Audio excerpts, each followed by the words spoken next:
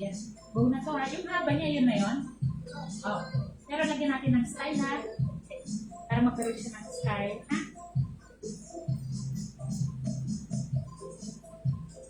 Nandiyo mo, nasa ilog kami, nakapayong kami. Ando kami sa may agus-agusan. Ayun. May kare. Dahil nakapula kami, nakapayong kami dito. Pero di kami nakatiis, mga alas 2, umuwi na kami. Mga bata, gustong-gusto nila eh.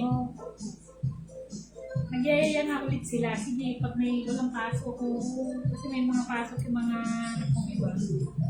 Maganda po sa mga ganun, yung mga river, yung mga bukal. Kaya nga po. Para continuous ang flow ng tubig. Pag swimming pool kasi na. Kaya, hindi mo alam ano, may umiiwi doon. Oo. Sabi nga niya. Sabi nga ng isang matanda yung sa bata. Nakita mo ba yung mga bata na yan? Kung mahal, simula pa kanina umaga, nandiyan na yan, hindi dyan na rin humihi yan. Totoo. Okay. Lagyan natin yung side.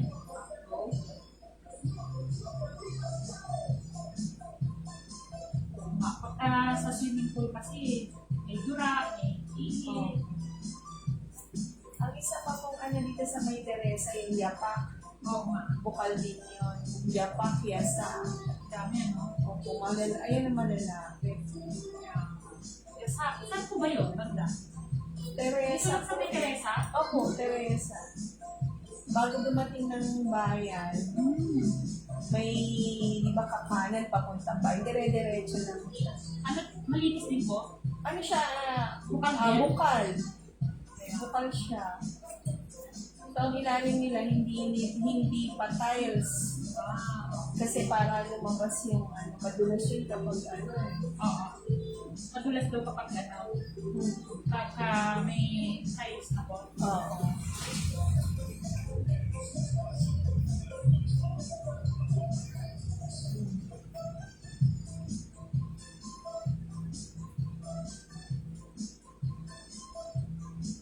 Kapag walang budget, pwede na bumili ng mumurahing swimming pool. Totoo. Pero sobrang init.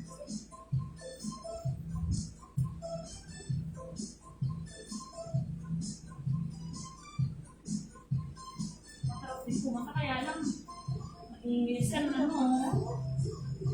Paggabi, grabe, tumakabo sa balo.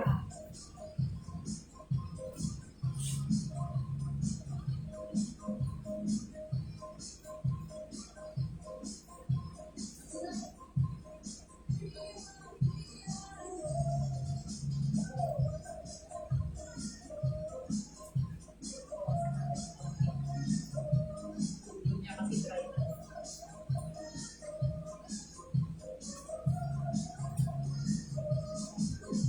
Ako sa'yo, manicure, pedicure?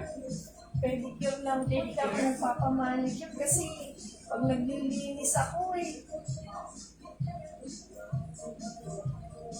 masakit na po kasi ito aking malaki. Kulay lang to, hindi na i-Brazilian.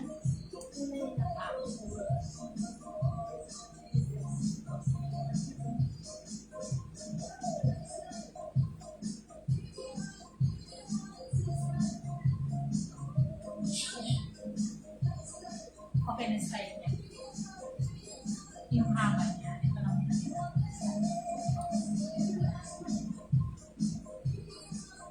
Yeah, okay.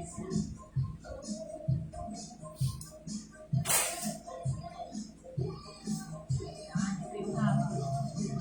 Hindi ko binawasan, pero maganda yung style. O kulang pa. Okay na? Okay, okay na yan. Hindi na natin siya. Para magkaroon ng good style tayo. Okay, kulayan na natin mga kasamul. Ano, may pagka-burgundy pero hindi siya pure burgundy. Okay. Kaliwanagan tayo.